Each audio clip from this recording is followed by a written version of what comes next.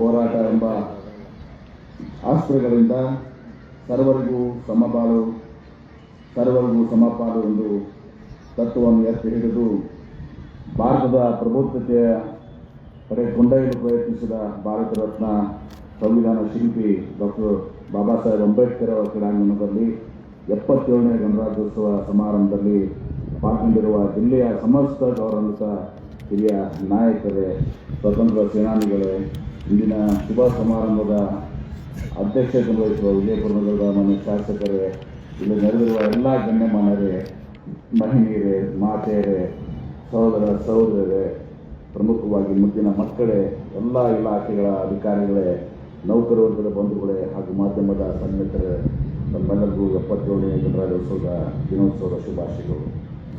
1950ನೇ ಜನವರಿ 26ರಂದು ನಮ್ಮ ರಾಷ್ಟ್ರವು ಪ್ರಜಾಸತ್ತಾತ್ಮಕ ಗಣತಂತ್ರ ವ್ಯವಸ್ಥೆಯನ್ನು ಅಳವಡಿಸಿಕೊಂಡು ಇದರಿಂದಾಗಿ ಭಾರತವು ವಿಶ್ವದ ಅತಿ ದೊಡ್ಡ ಪ್ರಜಾಪ್ರಭುತ್ವ ರಾಷ್ಟ್ರವಾಯಿತು.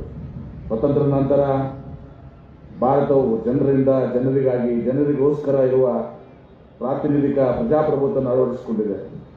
ಪ್ರಜಾಪ್ರಭುತ್ವವು ತನ್ನ ನಾಗರಿಕೆ ಸ್ವಾತಂತ್ರ್ಯ, ಸಮಾನತೆ ಮತ್ತು ಸ್ವಾಯತ್ತ ನೀಡುತ್ತದೆ. ಜನರನ್ನು ಆಡಳಿತದಲ್ಲಿ ಭಾಗವಹಿಸಲು ಪ್ರೋತ್ಸಾಹಿಸುತ್ತದೆ ಮತ್ತು ಸರ್ಕಾರದ ಜವಾಬ್ದಾರಿಯನ್ನು ಹೆಚ್ಚಿಸುತ್ತದೆ. ಇದು ಪ್ರತಿಯೊಬ್ಬ ವ್ಯಕ್ತಿಯ ಘನತೆಯನ್ನು ಎತ್ತಿ ಹಿಡಿಯುತ್ತದೆ, ಹಕ್ಕುಗಳನ್ನು ರಕ್ಷಿಸುತ್ತದೆ ಮತ್ತು ಭಿನ್ನಾಭಿಪ್ರಾಯಗಳನ್ನು ಹಿಂಸೆ ಇಲ್ಲದೆ ಬಗೆಹರಿಸಿಕೊಳ್ಳಲು ವೇದಿಕೆ ನೀಡುತ್ತದೆ. ಹೀಗಾಗಿ ಪ್ರಜಾಪ್ರಭುತ್ವವು ನಾಗರಿಕ ಹಕ್ಕುಗಳನ್ನು ಗೌರವಿಸುವ, ಪ್ರಗತಿಯನ್ನು ಉತ್ತೇಜಿಸುವ ಮತ್ತು ಜನರನ್ನು ಸಶಕ್ತಗೊಳಿಸುವ ಆಡಳಿತದ ವ್ಯವಸ್ಥೆ ಆಗಿದೆ. ಇಂಥ ಅರ್ಥಪೂರ್ಣವಾದಂತಹ ವ್ಯವಸ್ಥೆಯನ್ನು ಅಳವಡಿಸಿಕೊಂಡ ಭಾರತೀಯರಾದ ನಾವೆಲ್ಲರೂ 77ನೇ ಗಣರಾಜ್ಯ ದಿನೋತ್ಸವನ ದೇಶಾದ್ಯಂತ ಸಂತೋಷ, ಸಂಭ್ರಮ ಮತ್ತು ಸಡಗರದಿಂದ ಆಚರಿಸುತ್ತಿದ್ದೇವೆ.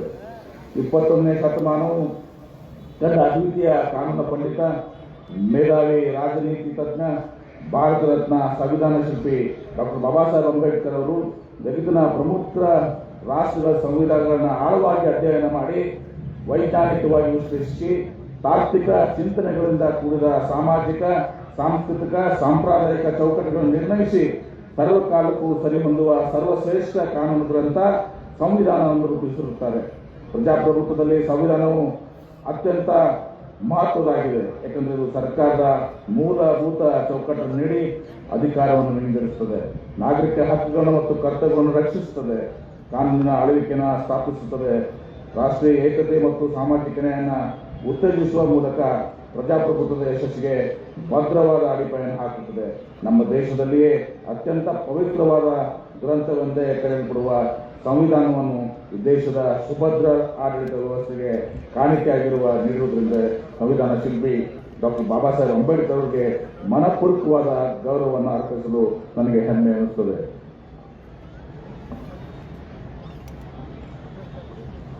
ನಮ್ಮ ದೇಶದ ಸಂವಿಧಾನವನ್ನು ರಚಿಸುವ ಸಂದರ್ಭದಲ್ಲಿ ಜನಸಾಮಾನ್ಯರಿಂದ ಸಿಕ್ಕಿದುಕೊಂಡಿದ್ದ 2473 ಅಭಿಪ್ರಾಯಗಳನ್ನು ಕುರಿತು 3 ಸುತ್ತುಗಳಲ್ಲಿ ಚರ್ಚೆ, ವಾದ ಮತ್ತು ಸಂವಾದಗಳು ನಡೆದು ಅಂತಿಮವಾಗಿ 26ನೇ ನವೆಂಬರ್ 1949ರಂದು ಡಾಕ್ಟರ್ ಬಾಬು ರಾಜೇಂದ್ರ ಪ್ರಸಾದ್ ಅವರ ರುಜುವಿನೊಂದಿಗೆ ರಾಜ್ಯಾಂಗ ರಚನಾ ಸಭೆಯಲ್ಲಿ ನಮ್ಮ ಶ್ರೇಷ್ಠ ಸಂವಿಧಾನವನ್ನು ಅಂಗೀಕರಿಸಲಾಯಿತು.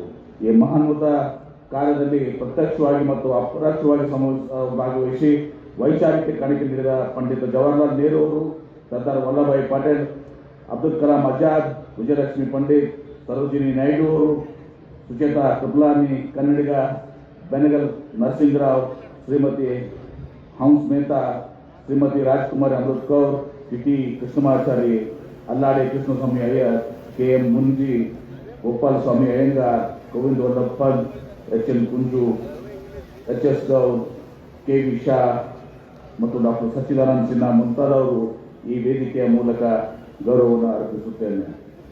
ಸಂವಿಧಾನಬದ್ಧವಾದ ಮೌಲ್ಯಯುತ ಪರಂಪರೆಯನ್ನು ಮತ್ತು ಅಖಂಡತೆಯಲ್ಲಿ ತತ್ವದಲ್ಲಿ ನಂಬಿಕೆ ಇಟ್ಟುಕೊಂಡು ಜಾತ್ಯತೀತ ಭವ್ಯತೆಯನ್ನು ಮತ್ತು ಸಾರ್ವಭೌಮತೆಯಲ್ಲಿ ಸಂರಕ್ಷಿಸಿಕೊಂಡು ಜನಪರ ಆಡಳಿತ ನೀಡುತ್ತಿರುವ ನಮ್ಮ ನಾಡಿನ ಹೆಮ್ಮೆಯ ಮುಖ್ಯಮಂತ್ರಿಗಳಾದಂಥ ಸನ್ಮಾನ್ಯ ಶ್ರೀ ಸಿದ್ದರಾಮಯ್ಯನವರ ಸಮರ್ಥ ನಾಯಕತ್ವದಲ್ಲಿ ನಮ್ಮ ಕರ್ನಾಟಕ ಸರ್ಕಾರವು ಶ್ರದ್ಧೆ, ನಿಷ್ಠೆ, ಪ್ರಾಮಾಣಿಕತೆ ಮತ್ತು ಕಾಳಜಿಪೂರ್ವಕವಾದಂಥ ಪಾರದರ್ಶಕ ಆಡಳಿತ ನೀಡುತ್ತಾ ರಾಜ್ಯದ ಸರ್ವರ ಜನರ ಸಮಗ್ರ ಅಭಿವೃದ್ಧಿಗೆ ಶ್ರಮಿಸುತ್ತದೆ. ವಿಶೇಷವಾಗಿ ಸಂವಿಧಾನದ ಮಹತ್ವವನ್ನು ಕುರಿತು ಜಾಗೃತಿಯನ್ನು ಮೂಡಿಸಲು ಸರ್ಕಾರಿ ಕಚೇರಿಗಳಲ್ಲಿ ಸಂವಿಧಾನದ ಆತ್ಮವೆಂದ ಕರೆಯಲ್ಪಡುವ ಪೀಠಿಕೆಯನ್ನು ಅಳವಡಿಸಲಾಗಿರುತ್ತದೆ. ಪ್ರತಿನಿತ್ಯ ಶಾಲಾ ಕಾಲೇಜುಗಳಲ್ಲಿ ಸಂವಿಧಾನ ಪೀಠಿಕೆಗಳನ್ನು ಒದಗಿಸಲಾಗುತ್ತದೆ. ಅಂತಾರಾಷ್ಟ್ರೀಯ ಪ್ರಜಾಪ್ರಭುತ್ವ ದಿನಾಚರಣೆ ಮತ್ತು ಸಂವಿಧಾನ ಸಮರ್ಪಣಾ ದಿನಾಚರಣೆಗಳನ್ನು ಅತ್ಯಂತ ವೈಶಿಷ್ಟ್ಯಪೂರ್ಣವಾಗಿ ಆಚರಿಸುವುದರ ಮೂಲಕ ಸಂವಿಧಾನದ ಜಾಗೃತಿಯನ್ನು ಮೂಡುವುದರೊಂದಿಗೆ ನಮ್ಮ ಸರ್ಕಾರ ಸಂವಿಧಾನದ ಮೌಲ್ಯಗಳನ್ನು ಎತ್ತಿ ಹಿಡಿಯುತ್ತದೆ ಎಂದು ಹೇಳಲು ಹೆಮ್ಮೆ ಎನಿಸುತ್ತದೆ. ಕರ್ನಾಟಕ ಸರ್ಕಾರದ ನಮ್ಮ ಸರ್ಕಾರದ ಹೆಮ್ಮೆಯ ಪಂಚ ಗ್ಯಾರಂಟಿ ಯೋಜನೆಗಳನ್ನ ವಿಜಯಪುರ ಜಿಲ್ಲೆಯಲ್ಲಿ ಅತ್ಯಂತ ಯಶಸ್ವಿಗೊಳಿಸಿರುವುದು ಶ್ಲಾಘನೀಯವಾಗಿದೆ. ನಾಡಿನ ಬಡವರ ಹಸಿವು ನೀಗಿಸುವ ಬಡವರ ಮತ್ತು ಜನಪರ ಸರ್ಕಾರ ತಂದು ಕೊಟ್ಟಿದ್ದು ಪಂಚ ಗ್ಯಾರಂಟಿ ಯೋಜನೆಗಳು ಒಂದಾದಂತಹ ಅನ್ನಭಾಗ್ಯ ಯೋಜನೆ. ಯೋಜನೆಯಲ್ಲಿ ವಿಜಯಪುರ ಜಿಲ್ಲೆಯಲ್ಲಿ 16,55,000 ಜನರು ಫಲಾನುಭವಿಗಳಿದ್ದು ಒಟ್ಟು ಇಲ್ಲಿವರೆಗೆ 457 ಕೋಟಿ ರು ಖರ್ಚಾಗಿರುತ್ತದೆ. ಮಹಿಳಾ ಸಬಲೀಕರಣ ಮತ್ತು ಸ್ವಾಭಿಮಾನದ ಹೆಗ್ಗುರುತ ಆದಂತಹ ಗೃಹಲಕ್ಷ್ಮಿ ಯೋಜನೆ ಅಡಿ ಕುಟುಂಬದ ಯಜಮಾನಿ ಮಹಿಳೆಗೆ ಮಾಯನೆ 2,000 ರೂಪಾಯಿಗಳಂತೆ ಡಿಬಿಟಿ ಮೂಲಕ ಪಾವತಿ ಮಾಡಲಾಗಿದ್ದು ವಿಜಯಪುರ ಜಿಲ್ಲೆಯಲ್ಲಿ ಒಟ್ಟು 5,03,000 ಫಲಾನುಭವಿಗಳಿದ್ದು ಇದುವರೆಗೆ 2,184 ಕೋಟಿ 34 ಲಕ್ಷ ರೂಪಾಯಿಗಳನ್ನು ಪಾವತಿಸಲಾಗಿದೆ. Golden book of world record certificate of excellence ಪುರಸ್ಕಾರಕ್ಕೆ ಭಾಜನವಾಗುವ ಮೂಲಕ ದೇಶದಲ್ಲೇ ವಿಶೇಷ ಮನ್ನಣೆ ಪಾತ್ರರಾದವರ ಶಕ್ತಿ ಯೋಜನೆ ಪಂಚ ಗ್ಯಾರಂಟಿ ಯೋಜನೆಯಲ್ಲಿ ವಿಶೇಷಿಸುವ ಪೂರ್ಣವಾಗಿದೆ. ವಿಜಯಪುರ ಜಿಲ್ಲೆಯಲ್ಲಿ ಒಟ್ಟು 17 ಕೋಟಿ 34 ಲಕ್ಷ ಮಹಿಳಾ ಪ್ರಯಾಣಿಕರು ಪ್ರಯಾಣಿಸಿದ್ದು ಒಟ್ಟು 584 ಕೋಟಿ 51 ಲಕ್ಷ ರೂಪಾಯಿಗಳು ವೆಚ್ಚ ಸ್ಪರ್ಶಲಾಗಿದೆ. ಕಲ್ಯಾಣ ಕರ್ನಾಟಕ ರಸ್ತೆ ಸಾರಿಗೆ ನಿಗಮದ ವಿಜಯಪುರ ಜಿಲ್ಲೆಯ ವಿಜಯಪುರ ವಿಭಾಗದಲ್ಲಿ ಹೊಸದಾಗಿ 27 ನಗರ ಸಾರಿಗೆ ವಾಹನಗಳು ಮತ್ತು ವಾಯು ಮಾಲಿನ್ಯ ನಿಯಂತ್ರಣಕ್ಕೆ 75 ವಿದ್ಯುತ್ ಚಾಲಿತ ನಗರ ಸಾರಿಗೆ ಬಸ್ಸುಗಳನ್ನ ಸಾರ್ವಜನಿಕರಿಗೆ ಒದಗಿಸಲಾಗುತ್ತದೆ, ಸೌಲಭ್ಯ ಒದಗಿಸುತ್ತದೆ. ಸಿಂದಗಿಯ ಬಸ್ ನಿಲ್ದಾಣಕ್ಕೆ ಶ್ರೀ ಚನ್ನವೀರ ಮಹಾಸ್ವಾಮಿಗಳು, ದೇವರಪುರಿಗೆ ಬಸ್ ನಿಲ್ದಾಣಕ್ಕೆ ಮಡಿವಾಳ ಮಾಚಿದೇವರು ಹಾಗೂ ವಿಜಯಪುರ ಕೇಂದ್ರ ಬಸ್ ನಿಲ್ದಾಣಕ್ಕೆ ವೀರರಾಣಿ ಕಿತ್ತೂರು ಚೆನ್ನಮ್ಮ ಎಂದು ನಾಮಕರಣ ಮಾಡಿದ್ದು ಐತಿಹಾಸಿಕ ಕ್ಷಣಗಳ ಸಾಕ್ಷಿಯಾಗಿದೆ. ಗೃಹಜ್ಯೋತಿ ಯೋಜನೆಯು ಪ್ರತಿ ಕುಟುಂಬಕ್ಕೆ ಪ್ರತಿ ತಿಂಗಳು ಗರಿಷ್ಠ 200 ಯೂನಿಟ್ಗಳ ವಿದ್ಯುತ್ತನ್ನು ಉಚಿತವಾಗಿ ನೀಡುವ ಯೋಜನೆಗಳಾಗಿದ್ದು ಇದರಿಂದ 4,49,000 ಜನರು ಫಲಾನುಭವಿಗಳಾಗಿದ್ದು ಒಟ್ಟು 521 ಕೋಟಿ 37 ಲಕ್ಷ ವೆಚ್ಚವಾಗುತ್ತದೆ. ಅನ್ನದಾತ ಸುಖೀಭವ ಎಂಬ ವೃತ್ತಿಯಿಂದ ಮುಖ್ಯವಾದ ರೈತರ ಹಿತಾಸಕ್ತಿಯನ್ನು ಕಾಪಾಡಲು ಹಗಲಿನಲ್ಲಿ 7 ಗಂಟೆಗಳ ಕಾಲ 3 ಫೇಸ್ ವಿದ್ಯುತ್ತನ್ನು ಪ್ರತಿನಿತ್ಯ ನೀಡುವ ಉದ್ದೇಶದೊಂದಿಗೆ ಹೆಸ್ಕಾಂ ವಿಜಯಪುರದಿಂದ ಅರ್ಜುನ್ಗಿ, ಹಡಗಲಿ, ಕಾಕಂಟಿ, ಬೈರೂರ್ಗಿ, ಉಂಬರಾಜ್, ಕಣಕಾಲ್, ದಿಂಡವಾರ ಗ್ರಾಮದಲ್ಲಿ 110/11 kV ವಿದ್ಯುತ್ ಕೇಳುವ ಕೇಂದ್ರಗಳನ್ನು ಕಾರ್ಯಾರಂಭಿಸಲಾಗಿದೆ. ಗಂಗಾ ಕಲ್ಯಾಣ ಯೋಜನೆಯಲ್ಲಿ ಸುಮಾರು 610 ರೈತರ ಜಮೀನುಗಳಲ್ಲಿ 555 ಕೊಳೆಬಾವಿಗಳಲ್ಲಿ 18 ಕೋಟಿ ರೂಪಾಯಿ ವೆಚ್ಚದಲ್ಲಿ ವಿದ್ಯುತ್ ಸಂಪರ್ಕವನ್ನು ಕಲ್ಪಿಸಲಾಗಿದೆ. ಯುವ ನಿಧಿ ಯೋಜನೆ ಅಡಿ ಡಿಪ್ಲೊಮಾ ಮತ್ತು ಪದವಿ ಮುಗಿಸಿದಂತಹ ಯುವಕರಿಗೆ ಕ್ರಮವಾಗಿ 1,500 ಮತ್ತು 3,000 ರೂಪಾಯಿಗಳಂತೆ ಪ್ರತಿ ತಿಂಗಳು ಹಣ ಪಾವತಿಸುವ ಯೋಜನೆಯಾಗಿದ್ದು ಇದುವರೆಗೆ ವಿಜಯಪುರ ಜಿಲ್ಲೆಯಲ್ಲಿ 23,062 ವಿದ್ಯಾರ್ಥಿಗಳಿಗೆ ಫಲಾನುಭವಿಗಳಾಗಿದ್ದು ಒಟ್ಟು 41 ಕೋಟಿ 19 ಲಕ್ಷ ವೆಚ್ಚ ಭರಿಸಲಾಗಿದೆ. ಹೀಗೆ ಪಂಚ ಗ್ಯಾರಂಟಿ ಯೋಜನೆಗಳಲ್ಲಿ ವಿಜಯಪುರ ಜಿಲ್ಲೆಯಲ್ಲಿ ಒಟ್ಟು 3,788 ಕೋಟಿ 44 ಲಕ್ಷ ರೂಪಾಯಿಗಳನ್ನ ಖರ್ಚನ್ನು ಭರಿಸಲಾಗಿದ್ದು ಹೆಮ್ಮೆಯ ವಿಷಯವಾಗಿದೆ. ವಿವಿಧ ಕಾಮಗಾರಿಗಳಿಗೆ ಉದ್ಘಾಟನೆ ಹಾಗೂ ಶಂಕುಸ್ಥಾಪನೆಗಾಗಿ ವಿಜಯಪುರ ನಗರಕ್ಕೆ ಆಗಮಿಸಿದ ಸನ್ಮಾನ್ಯ ಮುಖ್ಯಮಂತ್ರಿಗಳಾದ ಸಿದ್ದರಾಮಯ್ಯ ಅವರು ವಿಜಯಪುರ ಜಿಲ್ಲೆಯ ಮೂಲಭೂತ ಸೌಕರ್ಯ ಅಭಿವೃದ್ಧಿ ಕಾಮಗಾರಿಗಳಿಗೆ 340 ಕೋಟಿ ರು ವಿಶೇಷ ಅನುದಾನ ನೀಡಿದ್ದು ಕಾಮಗಾರಿಗಳು ಪ್ರಗತಿಯಲ್ಲಿದೆ. ಕಂದಾಯ ಇಲಾಖೆ ಜಿಲ್ಲೆಯಲ್ಲಿ ದಾಖಲೆ ರಹಿತ ಪ್ರದೇಶಗಳು ಅಥವಾ ಲಂಬಾಣಿತ ತಾಂಡಗಳ 193 ಪ್ರದೇಶಗಳನ್ನು ಹೊಸ ಕಂದಾಯ ಗ್ರಾಮಗಳಿಗೆ ಅಂತಿಮ ಅಧಿಸೂಚನೆ ಹೊರಡಿಸಲಾಗಿರುತ್ತದೆ. ಈ ತಾಂಡಗಳ ಪ್ರದೇಶದಲ್ಲಿ ಇರುವ ಮನೆಗಳಿಗೆ ಈಗಾಗಲೇ 13,287 ಹಕ್ಕುಪತ್ರಗಳನ್ನು ಸನ್ಮಾನ್ಯ ಮುಖ್ಯಮಂತ್ರಿಗಳ ಅಧ್ಯಕ್ಷತೆಯಲ್ಲಿ ವಿತರಿಸಲಾಗಿರುತ್ತದೆ. ಈ ಮೂಲಕ ತಾಂಡಾದ ಜನವಸತಿ ಪ್ರದೇಶಗಳನ್ನು ಗುರುತಿಸಿ ಅಧಿಕೃತವಾಗಿ ಮಾನ್ಯತೆ ನೀಡಿದಂತಾಗಿರುತ್ತದೆ. ಭೂ ಸುರಕ್ಷಾ ಯೋಜನೆಯಲ್ಲಿ ಗಣಿತ ದಾಖಲೆಗಳನ್ನು ಆನ್ಲೈನ್ ಮೂಲಕ ಪಡೆದುಕೊಂಡು ಅನುಕೂಲವಾಗುವಂತೆ ಜಿಲ್ಲೆ ಒಟ್ಟು 13 ತಾಲೂಕಿನ ತಹಶೀಲ್ದಾರ್ ಕಚೇರಿಗಳಲ್ಲಿ ಉಪವಿಭಾಗಾಧಿಕಾರಿಗಳು ಹಾಗೂ ಜಿಲ್ಲಾಧಿಕಾರಿಗಳ ಕಚೇರಿ ಸೇರಿ 3,75,24,000 ಪುಟಗಳ ಸ್ಕ್ಯಾನಿಂಗ್ ಮತ್ತು ಅಪ್ಲೋಡ್ ಕಾರ್ಯ ಮಾಡಲಾಗಿದೆ. ಕಂದಾಯ ಇಲಾಖೆಯ ವತಿಯಿಂದ ವಿಜಯಪುರ ಜಿಲ್ಲಾ ಆಡಳಿತ ಕೇಂದ್ರ ಕಟ್ಟಡವು ಪ್ರಜಾಸೌಧವು 9 ಎಕರೆ ಜಾಗೆಯಲ್ಲಿ 55 ಕೋಟಿ 60 ಲಕ್ಷ ಅನುದಾನದಲ್ಲಿ ಕರ್ನಾಟಕ ಹೌಸಿಂಗ್ ಬೋರ್ಡ್ ವತಿಯಿಂದ ನಿರ್ಮಾಣ ಮಾಡಲು ಮುಖ್ಯಮಂತ್ರಿಗಳಿಂದ ಚಾಲನೆ ನೀಡಲಾಗಿದೆ. ಮಹಾನಗರ ಪಾಲಿಕೆ ಅಡಿಯಲ್ಲಿ ಸ್ವಚ್ಛತೆಯ ಸೈನಿಕರಲ್ಲೇ ಕರೆಯಲ್ಪಡುವ ಪೌರ ಕಾರ್ಮಿಕರಿಗೆ ಗೃಹ ಭಾಗ್ಯ ಯೋಜನೆ ಅಡಿಯಲ್ಲಿ ವಿಜಯಪುರ ನಗರದ ಬರಟಗಿ ರಸ್ತೆಯಲ್ಲಿ ಒಟ್ಟು 60 ಪೌರ ಕಾರ್ಮಿಕರಿಗೆ 4,95,00,000 ರೂಪಾಯಿಗಳ ಅನುದಾನದಲ್ಲಿ ವಸತಿ ಸೌಲಭ್ಯ ಕಲ್ಪಿಸಲಾಗಿದೆ. ಮಹಾತ್ಮ ಗಾಂಧಿ ನಗರ ವಿಕಾಸ ಯೋಜನೆಯಲ್ಲಿ 150 ಕೋಟಿ ರೂಪಾಯಿಗಳ ವೆಚ್ಚದಲ್ಲಿ ಸಿಸಿ ರಸ್ತೆ, ಡಾಂಬರೀಕರಣ, ಒಳಚರಂಡಿ ಕಾಮಗಾರಿ ಸೇರಿದಂತೆ ಒಟ್ಟು 35 ವಾರ್ಡ್ಗಳಲ್ಲಿ 63 ಕಾಮಗಾರಿಗಳನ್ನು ಪ್ರಾರಂಭಿಸುವುದು ಪ್ರಗತಿಯಲ್ಲಿದೆ. ರಾಷ್ಟ್ರೀಯ ಹಸಿರು ನ್ಯಾಯಮಂಡಳಿ ಎನ್ಜಿಟಿ ಅನುದಾನದಲ್ಲಿ ತ್ಯಾಜ್ಯ ನೀರು ಸಂಸ್ಕರಣೆ ಘಟಕದ ಪುನಶ್ಚೇತನ ಕಾರ್ಯಕ್ರಮಕ್ಕೂ ಕಾಮಗಾರಿಗಳನ್ನ 35 ಕೋಟಿ ರೂಪಾಯಿ ವೆಚ್ಚದಲ್ಲಿ ಕೈಗೊಂಡಿದ್ದು ಕಾಮಗಾರಿ ಪ್ರಗತಿಗೊಳಿಸುತ್ತದೆ. ವಿಜಯಪುರ ನಗರಾಭಿವೃದ್ಧಿ ಪ್ರಾಧಿಕಾರ ವತಿಯಿಂದ ಸಂಚಾರ ನಿರ್ವಹಣೆಗಾಗಿ, ಪ್ರಮುಖ ವೃತ್ತ ಮತ್ತು ಜಂಕ್ಷನ್ಗಳ ಸುಧಾರಣೆಗಾಗಿ, ಮಳೆ ನೀರು ಹರಿಯುವ ಪರಿಸರದಲ್ಲಿ ಕಾಮಗಾರಿಗಾಗಿ ತಿಕೋಟ ತಾಲೂಕಿನ ಹಂಚನಾಳ ಗ್ರಾಮದ ಕೆರೆಯ ಪುನಶ್ಚೇತನ ಹಾಗೂ ಸೌಂದರೀಕರಣ ಹಾಗೂ ನಗರದ ಬಾವಿಗಳ ಪುನಶ್ಚೇತನ ಒಟ್ಟು 34,36,00,000 ಕಾಮಗಾರಿಯನ್ನು ಟೆಂಡರ್ ಪ್ರಕ್ರಿಯೆ ಹಂತದಲ್ಲಿ. ಜಿಲ್ಲಾ ಪಂಚಾಯತ್ ವಿಜಯಪುರ ಅಡಿಯಲ್ಲಿ ನರೇಗಾ ಯೋಜನೆಯಲ್ಲಿ 21 ಲಕ್ಷ ಮಾನವ ಸೃಜನೆ ಮಾಡಿದ್ದು ಮಹಿಳೆಯರ ಭಾಗವಹಿಸುವಿಕೆ ಪ್ರತಿಶತ 53% ಇರುತ್ತದೆ. ಸದರಿ ಯೋಜನೆಯಲ್ಲಿ 4,300 ಜನ ವಿಶೇಷ ಚೇತನರಿಗೆ ಉದ್ಯೋಗ ಸೀಟುಗಳನ್ನ ವಿತರಿಸಲಾಗಿದೆ.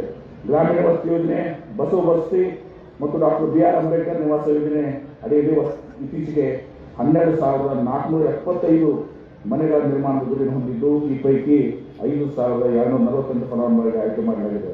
ಜಲಜೀವನ ಮಿಷನ್ ಯೋಜನೆಯಲ್ಲಿ 4 ಹಂತಗಳಲ್ಲಿ 1,000 ಜನರ ವಸತಿಯಲ್ಲಿ 575 ಕೋಟಿ ರೂಪಾಯಿಗಳ ವೆಚ್ಚದಲ್ಲಿ ಕಾಮಗಾರಿಯನ್ನು ಅನುಷ್ಠಾನ ಮಾಡಲಾಗುತ್ತಿದ್ದು, ಗ್ರಾಮೀಣ ಭಾಗದ 4 ಲಕ್ಷ ಮನೆಗಳಲ್ಲಿ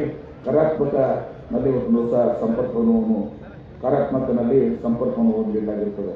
ಜಿಲ್ಲೆಯ ಶಾಶ್ವತ ಕುಡಿಯುವ ನೀರಿನ ಸಮಗ್ರ ಯೋಜನೆ ಗದ್ದಾರ ಸ್ಕೀಮ್ 1 ಮತ್ತು 2ರಲ್ಲಿ ಎಲ್ಲ 13 ಕಂದಾಯ ತಾಲೂಕುಗಳನ್ನ ಒಳಗೊಂಡಂತೆ ಒಟ್ಟು 3,059 ಕೋಟಿ ಅಂದಾಜು ಮೊತ್ತದ ಪೈಕಿ 211 ಗ್ರಾಮ ಪಂಚಾಯತ್ಗಳು ಮತ್ತು 11 ನಗರ ಪ್ರದೇಶಗಳು ಸೇರಿ ಇಲ್ಲಿವರೆಗೆ 1,864 ಕೋಟಿ ರೂಪಾಯಿಗಳನ್ನ ಖರ್ಚು ಮಾಡಲಾಗಿದೆ. ಕಾಮಗಾರಿಗಳು ಪ್ರಗತಿಯಲ್ಲಿವೆ. ಮುಖ್ಯಮಂತ್ರಿಗಳ ವಿಶೇಷ ಅನುದಾನ, ಎಸ್ಸಿಪಿ, ಟಿಎಸ್ಪಿ ಹಾಗೂ ಪ್ರವಾಹ ಪರಿಹಾರ ಯೋಜನೆಯಲ್ಲಿ 24 ಕೋಟಿ ಅನುದಾನದಲ್ಲಿ 96 ಕಾಮಗಾರಿಗಳನ್ನು ಪೂರ್ಣಗೊಳಿಸಲಾಗಿದೆ. ಬಂಧುಗಳೇ, ನಿಮ್ಮೆಲ್ಲರಿಗೂ ತಿಳಿದಿರುವಂತೆ ವಿಜಯಪುರ ಜಿಲ್ಲೆ ಕೈಗಾರಿಕೆ ಬೆಳವಣಿಗೆ ಕೂಡ ಸೇರಿದಂತೆ ಇಲ್ಲಿಯ ಪರಿಪೂರ್ಣ ಅಭಿವೃದ್ಧಿಗೆ ನಾನು ಪ್ರಾಮಾಣಿಕವಾಗಿ ಮತ್ತು ನಿರಂತರವಾಗಿ ಶ್ರಮಿಸುತ್ತಿದ್ದೇನೆ. ನಾನು ಮೊನ್ನೆಯಷ್ಟೇ ಸ್ವಿಟ್ಜರ್ಲ್ಯಾಂಡ್ ದೇಶದ ದಾವೋಸ್ ನಗರದಲ್ಲಿ ನಡೆದ ವಿಶ್ವ ಆರ್ಥಿಕ ಸಮಾವೇಶದಲ್ಲಿ ಪಾಲ್ಗೊಂಡು ಇಲ್ಲಿಗೆ ಬಂದಿದ್ದೇನೆ. ದಾವೋಸ್ ಸಮಾವೇಶದಲ್ಲಿ ನಾನು ನೋಕಿಯಾ, ಟಾಟಾ ಸನ್ಸ್, ವಾಸ್ಪೇಸ್ ಮುಂತಾದ 50 ಹೆಚ್ಚು ಕಂಪನಿಗಳ ಉನ್ನತ ಮಟ್ಟದ ಪ್ರತಿನಿಧಿಗಳ ಜೊತೆ ಬಂಡವಾಳ ಹೂಡಿಕೆ ಕುರಿತು ಮಾತುಕತೆ ನಡೆಸಿದ್ದೇನೆ. ಈ ಪೈಕಿ ಆರ್ಪಿ ಸಂಜೀವ್ ಗೋಯಂಕಾ ಕಂಪನಿಯು ಮರುಬಳಕೆ ಇಂಧನ ಕ್ಷೇತ್ರದಲ್ಲಿ ವಿಜಯಪುರ ಮತ್ತು ಬಳ್ಳಾರಿ ಜಿಲ್ಲೆಗಳಲ್ಲಿ ಬಂಡವಾಳ ಹೂಡಿಕೆ ಮಾಡಿದೆ. ಇದರಿಂದ ಜಿಲ್ಲೆಯ ಜನರಿಗೆ ಇಲ್ಲೇ ಉದ್ಯೋಗ ಸೃಷ್ಟಿಯಾಗಲಿದೆ.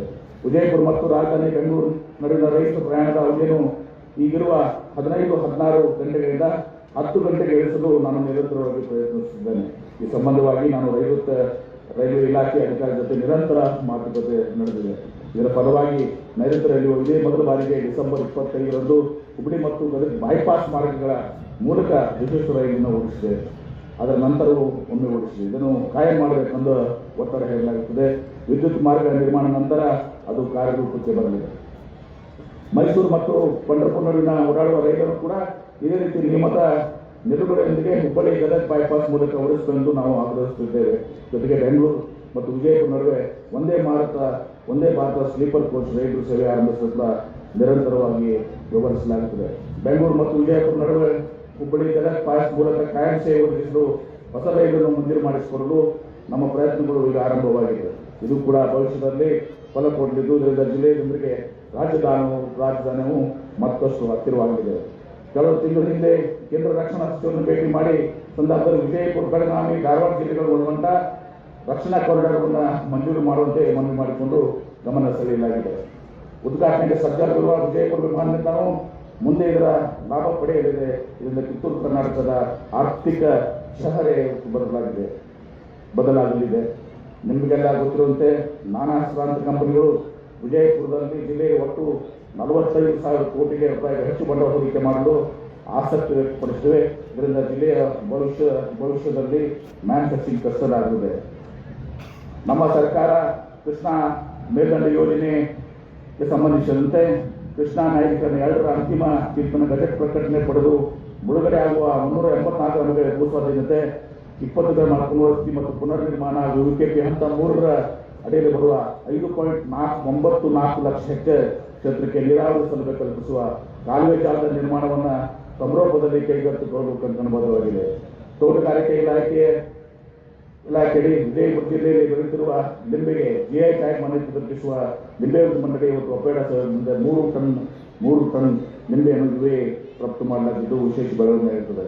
ಚಿಕ್ಕೋಡಿ ತಾಲೂಕಿನ ಅರಕೆರೆಯಲ್ಲಿ ರಾಷ್ಟ್ರೀಯ ಕೃಷಿ ವಿಕಾಸ ಯೋಜನೆಯಡಿ 10 ಕೋಟಿ 11 ಲಕ್ಷ ಅನುದಾನದಲ್ಲಿ 2,000 ಮೆಟ್ರಿಕ್ ಟನ್ ಸಾಮರ್ಥ್ಯದ ಕೋಲ್ಡ್ ಸ್ಟೋರೇಜ್ ನಿರ್ಮಾಣದ ಕಾಮಗಾರಿಗಳನ್ನು ಪ್ರಾರಂಭಿಸಲಾಗಿದೆ.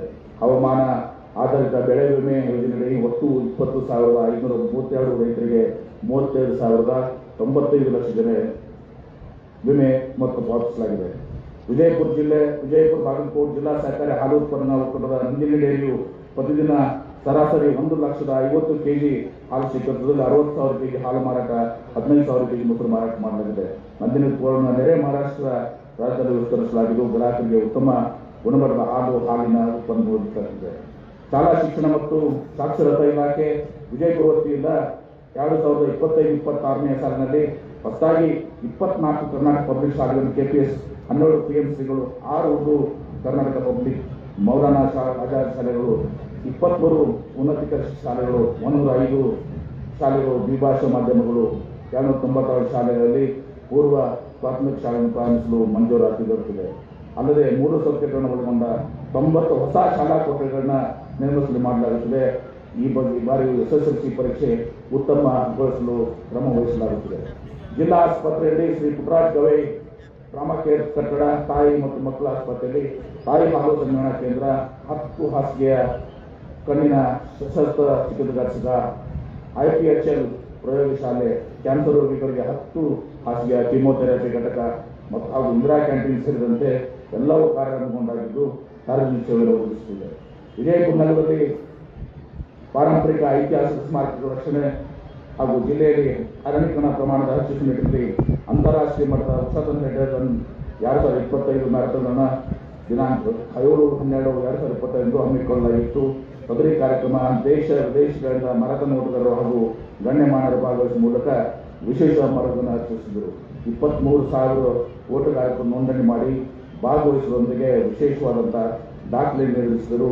ಆರೋಗ್ಯ ಜಾಗೃತಿ, ಚಿತ್ರಕಲಾ ಮತ್ತು ಪ್ರಬಂಧ ಸ್ಪರ್ಧೆ, ವೃಕ್ಷ ಕಿಡ್ಸ್, ವಿವಿಧ ಕಲಾ ತಂಡಗಳ ಪ್ರದರ್ಶನ ಹಾಗೂ ಪರಮ ಪೂಜ್ಯ ಸಿದ್ದೇಶ್ವರ ಸ್ವಾಮೀಜಿಯವರ ಭಾವಚಿತ್ರದ ಪ್ರತಿಗಳೊಂದಿಗೆ ಕಾರ್ಯಕ್ರಮ ವೈವಿಧ್ಯತೆಯನ್ನು ಮೆರೆಯಿತು.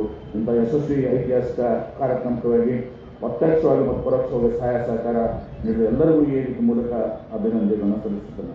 ಸಾಮಾಜಿಕ ಅರಣ್ಯ ವಿಭಾಗದಲ್ಲಿ ರಸ್ತೆ ಬದಿಗೆ ನರತೋಪುಗಳಲ್ಲಿ 17,715 ಸಸಿಗಳನ್ನ, ನಗರ ಹಸಿರೀಕರಣ ಯೋಜನೆಯಡಿ 34,749 ಸಸಿಗಳನ್ನು, ನರೇಗಾ ಯೋಜನೆಯಡಿ 28,595 ಸಸಿಗಳನ್ನು, ಹಸಿರು ಕರ್ನಾಟಕ ಯೋಜನೆಯಲ್ಲಿ 2,000 ಸಸಿಗಳನ್ನು, ರಾಷ್ಟ್ರೀಯ ಕೃಷಿ ವಿಕಾಸ ಯೋಜನೆಯಡಿ 31,160 ಸಸಿಗಳನ್ನು ಬೆಳೆಸಿ ನಿರ್ವಹಣೆ ಮಾಡಲಾಗುತ್ತದೆ. ಪ್ರಾದೇಶಿಕ ಅರಣ್ಯ ವಿಭಾಗದಿಂದ ಜಿಲ್ಲೆಯಲ್ಲಿ 455 ಹೆಕ್ಟೇರ್ ಪ್ರದೇಶದಲ್ಲಿ ನಡುತೊಪ್ಪು ನಿರ್ವಹಿಸಲು 2 ಲಕ್ಷ ಸಸಿಗಳನ್ನು ನೀಡಲಾಗಿದೆ. ಸಮಾಜ ಕಲ್ಯಾಣ ಇಲಾಖೆಯಲ್ಲಿ ಹಾಸ್ಟೆಲ್ ಮೆಂಟರ್, ಮಿಷನ್ ವಿದ್ಯಾಪುರ್, ಚೇತನ, ಸಂಜೆ ಆನ್ಲೈನ್ ಕ್ಲಾಸ್, ವಸತಿ ನಿಲಯ ವಾಸ್ತವ್ಯ, ಸ್ವಚ್ಛತಾ ಅಭಿಯಾನ, ಆಹಾರ ಪಾರದರ್ಶಕತೆ, ವಾರ್ಡಿನರ್ ವಿಶೇಷ ದಿನಚರಿ, ಸ್ಪರ್ಧಾತ್ಮಕ ಪರೀಕ್ಷೆಗಳಿಗೆ ತಯಾರಿ ಹಾಗೂ ಹೀಗೆ ಎಂಬ ನೂತನ ಕಾರ್ಯಕ್ರಮ ಜಾರಿಯಲ್ಲಿದ್ದು ಪರಿಶಿಷ್ಟ ಜಾತಿ ಮತ್ತು ಪರಿಶಿಷ್ಟ ಪಂಗಡ ವಿದ್ಯಾರ್ಥಿಗಳಿಗೆ ಶೋಧಕ್ಕಾಗಿ ಕ್ರಮ ವಹಿಸಲಾಗುತ್ತದೆ. ವಿಜಯಪುರ ನಗರದಲ್ಲಿ 6,50,00,000 ವರ್ಷದಲ್ಲಿ ಡಾಕ್ಟರ್ BR ಅಂಬೇಡ್ಕರ್ ಮೆಟ್ರಿಕ್ ನಂತರದ ಬಾಲಿಕೆಯರ ವಸತಿ ನಿಲಯ, 3,70,00,000 ವೆಚ್ಚದಲ್ಲಿ ಪರಿಶಿಷ್ಟ ವರ್ಗಗಳ ಮೆಟ್ರಿಕ್ ನಂತರದ ಬಾಲಿಕೆಯರ ವಸತಿ ನಿಲಯ ಹಾಗೂ 18 ಕೋಟಿ ವೆಚ್ಚದಲ್ಲಿ ನಡುಗುಂದಿ ತಾಲೂಕಿನ ಕಿತ್ತೂರು ರಾಣಿ ಚೆನ್ನಮ್ಮ ವಸತಿ ಶಾಲೆಯ ಲೋಕಾರ್ಪಣೆಗೊಂಡಿರುವುದು ವಿದ್ಯಾರ್ಥಿಗಳಿಗೆ ಅತ್ಯುತ್ತಮವಾದ ಶೈಕ್ಷಣಿಕ ವಾತಾವರಣವನ್ನು ಸೃಷ್ಟಿಸಿದೆ. ಹಿಂದಿದ್ದು ವರ್ಗಗಳ ಕಲ್ಯಾಣ ಇಲಾಖೆಯಲ್ಲಿ ಬಬಲೇಶ್ವರ ಪಟ್ಟಣದಲ್ಲಿ 5 ಕೋಟಿ ರೂಪಾಯಿಗಳ ವೆಚ್ಚದಲ್ಲಿ ಮೆಟ್ರಿಕ್ ನಂತರದ ಬಾಲಕಿಯರ ವಸತಿಯನ್ನು ಲೋಕಾರ್ಪಣೆಯಾಗಿದ್ದು 125 ವಿದ್ಯಾರ್ಥಿಗಳಿಗೆ ವಸತಿಗಳನ್ನು ಕಲ್ಪಿಸಲಾಗಿದೆ. ವಿಜಯಪುರ ನಗರದಲ್ಲಿ ಪ್ರಸಕ್ತ ಸಾಲಿನಲ್ಲಿ ಮೆಡಿಕಲ್ ಮತ್ತು ಇಂಜಿನಿಯರಿಂಗ್ ವಿದ್ಯಾರ್ಥಿ ಹಾಗೂ ವಿದ್ಯಾರ್ಥಿನಿಯರಿಗಾಗಿ 2 ವಸತಿ ನೆಲೆಗಳನ್ನು ಪ್ರಾರಂಭಿಸಲು ಕಾರ್ಯನಿರ್ವಹಿಸುತ್ತದೆ. ವಿಜಯಪುರ ಜಿಲ್ಲೆಯು ಸೈಕ್ಲಿಂಗ್ ತವರು ಪ್ರಸಿದ್ಧಿ ಪಡೆದಿರುತ್ತದೆ. ಇಲ್ಲಿನ ಸೈಕ್ಲಿಂಗ್ ಕ್ರೀಡಾಪಟುಗಳಿಗೆ ಸಹಕಾರಿಯಾಗಿರುವ ಯುವ ಸಬಲೀಕರಣ ಮತ್ತು ಕ್ರೀಡಾ ಇಲಾಖೆಯಲ್ಲಿ 9 ಎಕರೆ ವಿಸ್ತೀರ್ಣದಲ್ಲಿ 10,70,00,000 ವೆಚ್ಚದಲ್ಲಿ ಸೈಕ್ಲಿಂಗ್ ವೆಲೋಡ್ರೋಮನ್ನು ನಿರ್ಮಿಸಿದ್ದು ಮಾನ್ಯ ಮುಖ್ಯಮಂತ್ರಿಗಳಿಂದ ಲೋಕಾರ್ಪಣೆಗೊಂಡಿದೆ. ಇದು ಕರ್ನಾಟಕ ರಾಜ್ಯದಲ್ಲಿಯೇ ಮೊಟ್ಟ ಮೊದಲನೇ ಹಂತದಲ್ಲಿ ಎಂದು ಹೇಳಲು ಹೆಮ್ಮೆ ಎನಿಸುತ್ತದೆ.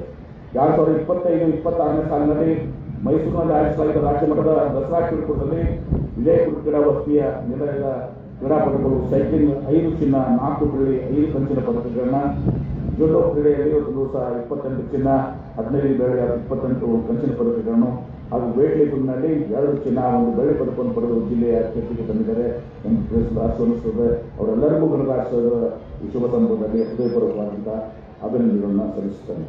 ವಿಜಯಪುರ ನಗರದ ಗಗನ್ಮಠ ಕಂದಕದಲ್ಲಿ ಲ್ಯಾಂಡ್ಸ್ಕೇಪಿಂಗ್ ಬೋಟಿಂಗ್ ಅಭಿವೃದ್ಧಿ ರೂಪಿಸಿಕೊಳ್ಳಲು ಪ್ರವಾಸೋದ್ಯಮ ಇಲಾಖೆಯಿಂದ 150 ಲಕ್ಷ ರೂಪಾಯಿಗಳ ಅನುದಾನ ಮಂಜೂರಾತಿ ನೀಡಲಾಗಿದೆ. ಆನಂದಮಾಲ್ ಮತ್ತು ಸುಭದ್ರ ಪ್ರದೇಶದಲ್ಲಿ ಹಂಪಿ ಥಿಯೇಟರ್, ಲ್ಯಾಂಡ್ಸ್ಕೇಪಿಂಗ್ ಮತ್ತು ಫುಡ್ ಕೋರ್ಟ್ ಹಾಗೂ ಇನ್ನಿತರ ಸೌಲಭ್ಯವನ್ನು ಒಟ್ಟು 500 ಲಕ್ಷ ರೂಪಾಯಿಗಳ ಮಂಜೂರಾಗಿದ್ದು, ಇದರಲ್ಲಿ ಕಾಮಗಾರಿ ಕೈಗೊಂಡು ವಿಸ್ತೃತ ಯೋಜನಾ ವರದಿಯನ್ನು ಸಿದ್ಧಪಡಿಸಲು ಸರ್ಕಾರ ತಿಳಿಸಲಾಗಿದೆ.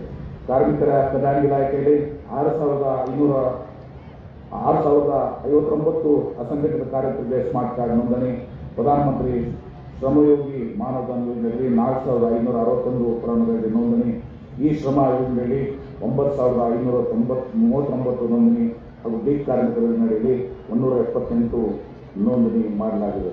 ವಿಕಲಚೇತನರ ಹಾಗೂ ಹಿರಿಯ ನಾಗರಿಕರ ಸಬಲೀಕರಣ ಇಲಾಖೆ ವತಿಯಿಂದ 31,165 ವಿಕಲಚೇತನರಿಗೆ UDID ಕಾರ್ಡ್, 10,76,000 ರೂಪಾಯಿಗಳ ವಿದ್ಯಾರ್ಥಿ ವೇತನ ವಿತರಿಸಲಾಗಿದೆ. ಶಿಶು ಕೇಂದ್ರಿತ ಯೋಜನೆಯಲ್ಲಿ ವಿಶೇಷ ಚೇತನರಿಗೆ 79 ಲಕ್ಷ ಅನುದಾನ ಖರ್ಚು ಮಾಡಿ ಬಳಸಲಾಗಿದೆ. ಜಿಲ್ಲೆಯಲ್ಲಿ 22,345 ಹಿರಿಯ ನಾಗರಿಕರು ಮಾರ್ಗದರ್ಶನ ಪಡೆಯುತ್ತಾರೆ.